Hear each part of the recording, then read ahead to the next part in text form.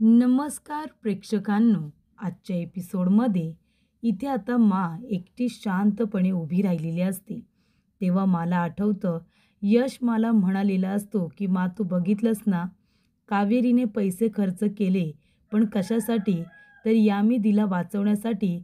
कावेरीने घर खर्चातले 10,000 रुपये त्या गुंड माणसांना दिले आणि आपल्या घराची इज्जत वाचवली.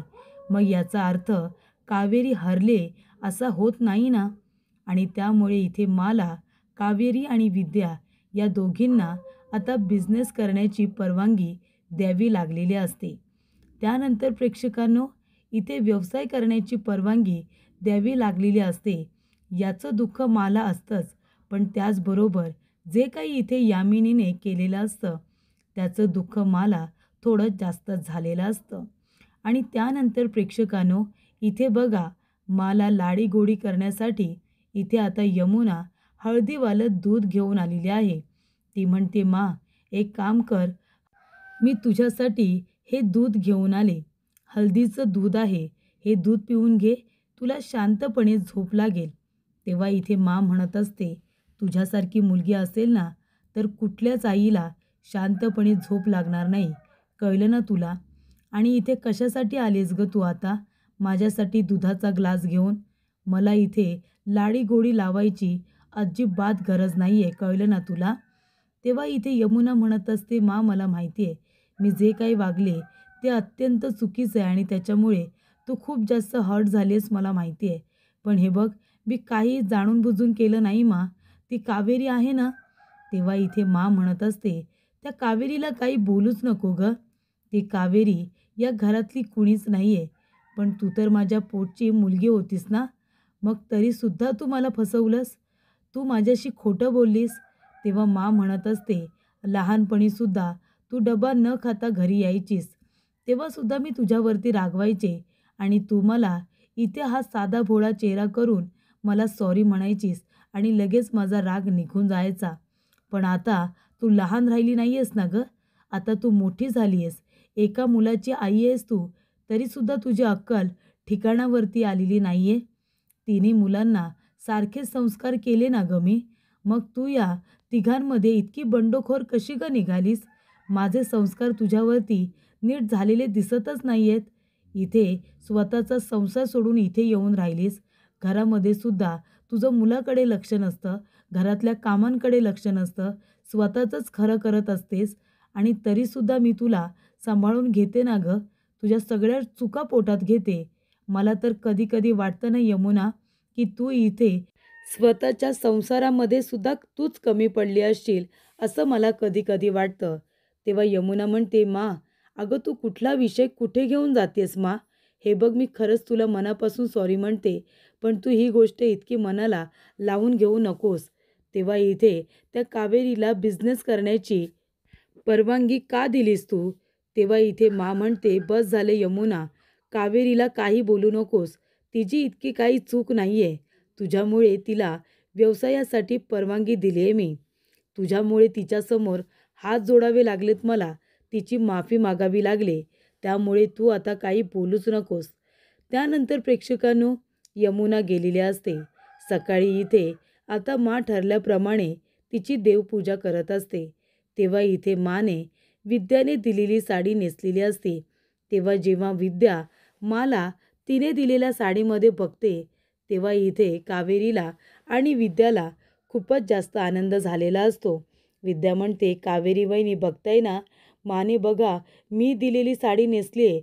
याचा अर्थ आता माचा आशीर्वाद आपल्याबरोबर आहे. माने आपल्याला मनापासून परवानगी दिलेली आहे व्यवसायासाठी." तेव्हा इथे कावेरी म्हणते, "हो ना विद्याताई, म्हणजे आता माच्या आशीर्वादाने आपण आपला व्यवसाय सुरू केला आहे आणि आता तो चांगलाच होणार." तेव्हा इथे म्हणत असते, की "मी तुम्हाला दोघींना व्यवसाय करण्याची परवानगी दिलेली आहे. याचा अर्थ मी तुमच्यात सामील झाले असा होत नाही. कावेरी, तुझ्या व्यवसायामुळे जर या घरावरती कुठलंही संकट आलं ना, तर मात्र मी तुला कधीही माफ करणार नाही. ही गोष्ट तू लक्षात ठेव." तेव्हा इथे कावेरीला म्हणत असतात, की "ज्या क्षणी तुझ्यामुळे या घरावरती संकट येईल, त्या क्षणी मी तुला या घरातून हकलून देईन." तेव्हा इथे कावेरी म्हणत असते, मा तुम्ही अजिबात काळजी करू नका. माझ्यामुळे या घरावरती कधीच कुठलं संकट नाही येणार मा. तेव्हा इथे मा आता मनापासून हसत नाही, पण इथे छोटंसं स्माईल दिलेलं असतं. त्यानंतर प्रेक्षकांनो, इथे आता यश बसलेला असतो. तेवढ्यातच तिथे कावेरी आणि विद्या दोघीजणी शॉपिंग करून येतात. तेव्हा यश म्हणतो, अरे तुम्ही दोघीजणी कुठे गेला होतात? तेव्हा इथे कावेरी म्हणत असते की यश, आनंदाची बातमी आहे. अहो आपल्या विद्याताईच्या डिझायनिंग साड्या एका फॅशन शोसाठी सिलेक्ट झालेल्या आहेत. आता त्यांच्या मॉडेल्स विद्याताईने बनवलेल्या साड्या नेसणार आणि रॅम्प वॉक करणार. तेव्हा इथे यश म्हणत असतो, अरे वा विद्या वहिनी, कॉंग्रॅच्युलेशन्स. तेव्हा विद्या म्हणते, थँक्यू भाऊजी, थँक्यू. अहो त्या मॉडेल आहेत ना, आपल्या साड्या नेसून इथे मॉडेलिंग करणार, रॅम्प वॉक करणार, याचा मला खरंच खूप आनंद झाला आहे. तेव्हा इथे कावेरी म्हणते की तिथले आता जे ऑर्गनायझर आहेत ना, त्यांच्याबरोबर आमचं बोलणं झालेलं आहे आणि काही मॉडेल्स आहेत त्या आपल्या साड्या नेसून इथे रॅम्प वॉक करणार आहेत. त्यामुळे आता बरीचशी माहिती अजून काढायची आहे. त्यांना लागणारं सामान त्यांना तिथे नेऊन द्यायचं आहे. तेव्हा प्रेक्षकांनो, इथे आता विद्या म्हणत असते, यश भाऊजी काय सांगू तुम्हाला, आम्हाला दोघींना खूप कामं आहेत, खूप कामं आहेत. खरं तर माझा विश्वासच बसत नाही आहे की आमच्या साड्या फॅशन शोसाठी गेल्यात.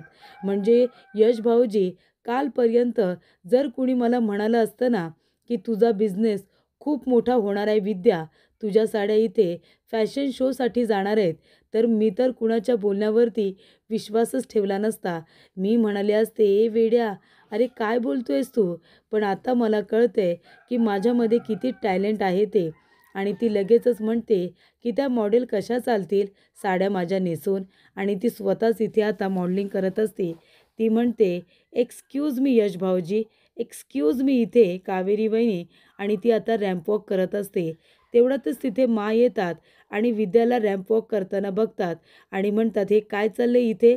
तेव्हा इथे कावेरी म्हणते की मा, विद्याताईच्या डिझायनिंग साड्या इथे फॅशन शोसाठी सिलेक्ट झालेल्या आहेत, तर आम्ही तिथे जाऊ ना, तुमची परवानगी असेल तरच आम्ही तिथे जाऊ.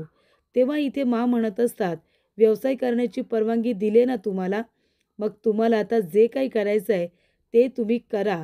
पण एक गोष्ट लक्षात ठेवा, धर्माधिकाऱ्यांच्या सुना साड्या नेसून इथे आता रॅम्प वॉक करायला स्टेजवरती जाणार नाही.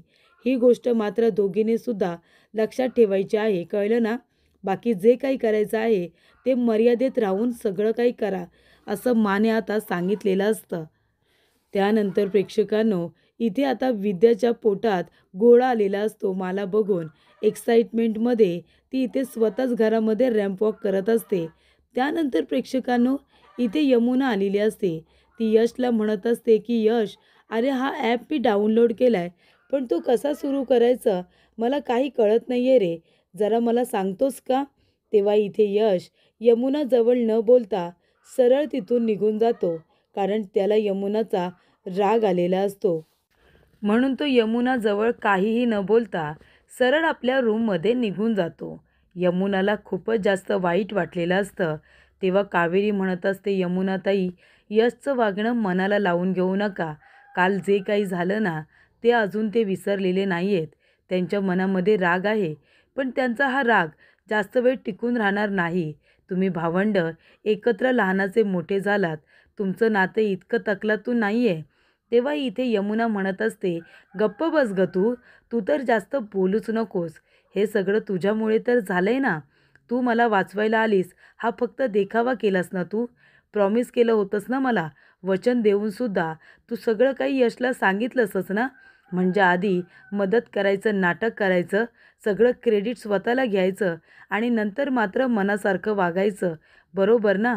यशला कसं कळलं गं. मी तर तुला सांगितलं होतं, मी त्या माणसाकडून कर्ज घेतलंय, ही गोष्ट कुणाला सांगायची नाही म्हणून. मग यशला कसं काय कळलं. तेव्हा तूच तर सांगितलंस ना त्याला.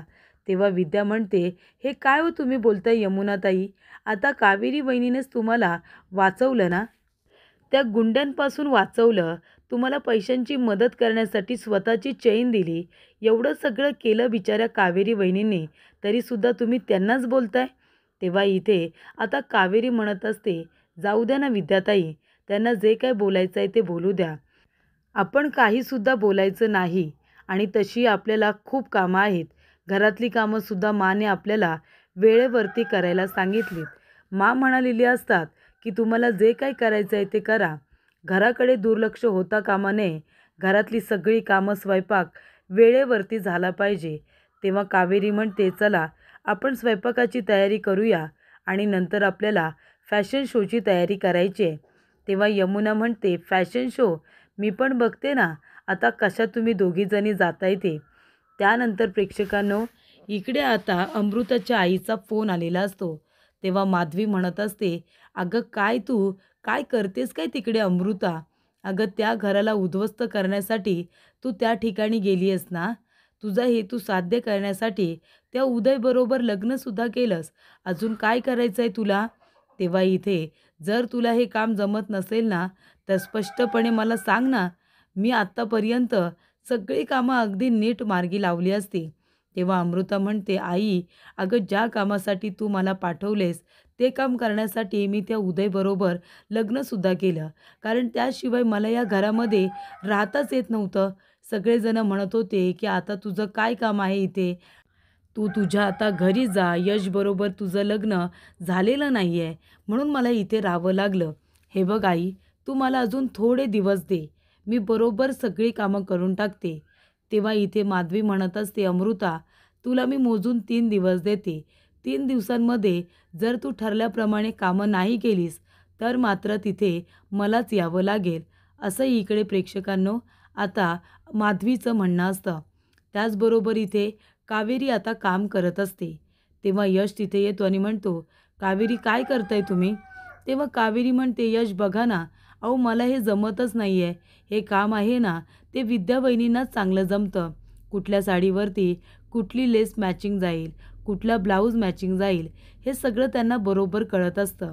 तेव्हा इथे यश म्हणतो, की मग आता तुम्ही इतक्या तुमच्या कामामध्ये बिझी आहात, म्हणजे तुम्हाला माझं गिफ्ट हे नकोच असेल ना? तेव्हा कावेरी म्हणते, काय म्हणालात? मला गिफ्ट नको असेल म्हणजे? तुम्ही माझ्यासाठी काय गिफ्ट आणले? तेव्हा प्रेक्षकांनो इथे यश म्हणत असतो, की हे बघा मी तुमच्यासाठी काय आणले ते. तेव्हा यश इथे आपली मूठ उघडतो, तर त्याच्यामध्ये इथे मेजरमेंट पट्टी असते. तेव्हा इथे कावेरी म्हणते, की ही पट्टी तर मला हवीच होती, पण ती काहीतरी युनिक असते. त्याच्यावरती लिहिलेलं असतं, की माझं प्रेम तू, माझं आयुष्य तू, माझा विश्वास तू. ही जी काही कविता आहे ती आता यशने कावेरीसाठी केलेली असते. तेव्हा कावेरी म्हणते, यश हे तुम्ही माझ्यासाठी तुमच्या हाताने केलेत का? तेव्हा यश म्हणतो, हो. तुम्हीच म्हणाला होतात ना, की कधी-कधी आपल्या माणसासाठी काहीतरी वस्तू आपण स्वतःच्या हाताने तयार केलेली असते ना, ती वस्तू ही विकत आणलेल्या वस्तूपेक्षा खूपच जास्त अनमोल असते, असं तुम्हीच म्हणाला होतात ना? विकत आणलेल्या गिफ्टपेक्षा स्वतःच्या हाताने तयार केलेल्या गिफ्टमध्ये जरा जास्त मज्जा असते, बरोबर की नाही? आता बघा, तुम्हाला ही पट्टी हवी होती ना, ती मी तुमच्यासाठी तयार केली. आता तुमच्या आयुष्यामध्ये फक्त आणि फक्त यश असणार आहे. त्यामुळे त्या यशासाठी या यशकडून एक छोटंसं गिफ्ट. तेव्हा प्रेक्षकांनो, कावेरीला इथे यशचं बोलणं खूपच जास्त आवडतं. तेव्हा यश म्हणतो, कावेरी उद्याचा फॅशन शो खूपच जास्त छान होणार आहे. तुम्ही अजिबात काळजी करू नका. जिंकणार तर तुम्हीच. तेव्हा इथे अमृताने आता बोलणं ऐकलेलं असतं, की चला म्हणजे हे लोकं आता फॅशन शोची तयारी करतायत. पण कावेरी तुझा हा फॅशन शो कसा बंद पाडते ना, ते बघच तू. तेव्हा प्रेक्षकांनो इथे आता विद्या संदीपला जेवायला देत असते. ती म्हणत असते, जेवा जेवा, पोटभर जेवा. आणि तिथून अमृता जात असताना ती मुद्दामूनच आता विद्या जोरात बोलत असते. ती म्हणते, की या घरामध्ये आपण खूप काही ऐकून घेतले हो. काही लोक आपल्याला फुकटेसुद्धा बोललेत, फुकटे. म्हणूनच आता पोटभर जेवून घ्या. कारण आता आपण फुकटे नाही, तर दुसरेच लोक फुकटे आहेत. आपण तर इथे कमवतो. त्यानंतर प्रेक्षकांनो इथे आता अमृता रागानेच बघत असते विद्याकडे. तेवढ्यातच इथे विद्याला आता फोन येतो आणि ती म्हणते, की हो मॅडम, हो. नाही, नाही, माझी पार्टनर आहे ना, ती संपूर्ण माल आता टेम्पोमध्ये लोड करते. आम्ही तुम्हाला महत्त्वाच्या सगळ्या गोष्टी पाठवून दिलेल्या आहेत. तुम्ही अजिबात काळजी करू नका. टेम्पो आता थोड्या वेळात निघेलच आणि तो लोकेशनवरती पोहोचेल. तुम्ही अजिबात टेन्शन घेऊ नका. त्यानंतर प्रेक्षकांनो, इथे आता कावेरी आणि विद्या या दोघीजणी टेम्पोमध्ये सामान लोड करत असतात आणि त्यानंतर इथे आता कावेरी आणि विद्या दोघीजणी एकमेकींना मदत करत असतात.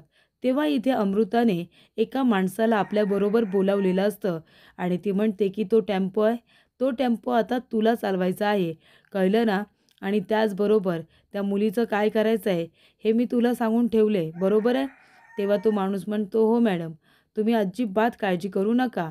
त्याचबरोबर इथे आता कावेरी बॉक्सेस आणायला जाते. तेव्हा तिचं लक्ष जातं तर काय, इथे आता अमृताने मुद्दामूनच एक आता गोण फाडून त्यातल्या साड्या बाहेर काढलेल्या असतात. तेव्हा इथे विद्या आणि कावेरी दोघेही आतमध्येच असतात. तेव्हा विद्या इथे बॅग्स वगैरे घेऊन येते. कावेरी म्हणते, विद्या वहिनी द्या माझ्याकडे, मी घेऊन जाते. तेव्हा विद्या म्हणते, हो जा जा, तुम्ही जा, मला सुद्धा संध्याकाळच्या स्वयंपाकाची तयारी करायची आहे, नाहीतर मा चिडतील ना. त्यानंतर प्रेक्षकांनो, कावेरी बघते तर काय, सगळ्या साड्या बाहेर पडलेल्या असतात. ती म्हणते, या साड्या कशा काय बाहेर पडल्या, ते कारस्थान असतं अमृताचं. तेव्हा कावेरी म्हणते की आता वेळ नाही आहे आणि ती जाऊन दुसरा बॉक्स आणते आणि ज्या साड्या आता खाली टाकलेल्या असतात त्या सर्व साड्या व्यवस्थित घड्या करून इथे आता बॉक्समध्ये ठेवून देते. त्यानंतर प्रेक्षकांनो, इथे विद्या किचनमध्ये काम करत असते. एका बाजूला वरण करत असते, एका बाजूला फोनवरती बोलत असते. तेव्हा इथे कावेरी जेव्हा बॉक्सेस ठेवायला वरती चढते तेव्हा इथे बाहेरून अमृताने दरवाजा बंद करून घेतलेला असतो आणि इथे कावेरीला आतमध्ये कोंडून ठेवण्यात आलेलं असतं. त्याचबरोबर प्रेक्षकांनो, इथे अमृता आता ड्रायव्हरकडे येते आणि त्याला म्हणत असते की या मुलीची आणि या सामानाची काय विल्हेवाट लावायची आहे हे कळलं असेलच तुला, बरोबर ना? हिला अशा ठिकाणी घेऊन जायचं की तिचा पत्ता कुणालाही सापडला नाही पाहिजे. त्यानंतर अमृता म्हणते, हा घे, हा आहे तिचा फोन आणि हा फोनसुद्धा कुणाच्याच हाती लागता कामा नये आणि कुणीही फोन करू दे, अजिबात फोन उचलायचा नाही, असं सुद्धा अमृताने सांगितलेलं असतं. त्याचबरोबर प्रेक्षकांनो, इथे आता यमुना येते आणि म्हणते, अगं विद्या, काय चाललं आहे तुझं? फोनवरती बोलतेस की वरण करतेस? तेव्हा विद्या म्हणते, वंस, मी दोन्ही कामं करते, तुम्हाला दिसत नाही आहे का? फोनवरती सुद्धा कामाबद्दलच बोलत होते आणि वरणसुद्धा मी इथेच आपल्याला खायला करते. तेव्हा प्रेक्षकांनो, इथे आता ती कोथिंबीर चिरत असते आणि वरणामध्ये टाकत असते. तेव्हा यमुना म्हणते, अगं कधी होईल तुझा स्वयंपाक? मला भूक लागली खूप, मला जेवायला वाढ ना. तेव्हा इथे आता लगेच विद्या म्हणत असते की एक काम करा वंस, तुम्ही ना आता इथे पुरुषांच्या आधी जेवायला बसणार आहात ना, मग जा आणि माची परवानगी घेऊन या, मी तुम्हाला एका मिनिटामध्ये इथे ताट आता भरून वाढते. तेव्हा विद्या म्हणते, त्याची काही गरज नाही आहे ना तुला, तेव्हा तू लवकरात लवकर स्वयंपाकाकडे लक्ष दे, आम्हाला सगळ्यांना भूक लागली, तुझं लवकर आवरलं तर आम्हीसुद्धा जेवायला बसू. त्यानंतर प्रेक्षकांनो, यश येतो आणि विचारत असतो की विद्या वहिनी, अहो कावेरी कुठे आहेत, कावेरी दिसत नाही. तेव्हा विद्या म्हणते, अहो यश भाऊजी, कावेरी वहिनी आहेत ना, आत्ताच तिथे टेम्पोमध्ये सामान लोड करत होत्या, कदाचित झालं असेल म्हणून त्या त्यांच्या रूममध्ये गेल्या असतील. तेव्हा यश म्हणतो, हो, असं सुद्धा होऊ शकतं. यश रूममध्ये बघतो तर कावेरी रूममध्ये नसते, कारण तिला गाडीमध्ये लॉक करून ठेवलेले असते. त्यानंतर प्रेक्षकांना पुढील भागामध्ये इथे आता कावेरीला तो माणूस तोंड बांधून ओढत ताणत आता एका सुमसाम ठिकाणी येतो आणि तिथे प्रेक्षकांनो एक खड्डा करून त्याच्यामध्ये आता कावेरीला गाडून ठेवतो. आणि तेव्हा इथे आता यश कावेरीला फोन करत असतो, पण तिचा फोन लागत असतो पण तो उचलला जात नसतो. तेव्हा इथे विद्या म्हणते की इथे कावेरी वहिनी अजून लोकेशनला पोचल्यासुद्धा नाही आहेत, म्हणजे नक्की कुठे गेल्यात त्या? तेव्हा प्रेक्षकांनो, ज्या ठिकाणी खड्डा करून कावेरीला गाडलेलं असतं त्या ठिकाणी जाता विद्या आणि यश तिला शोधायला आलेले असतात.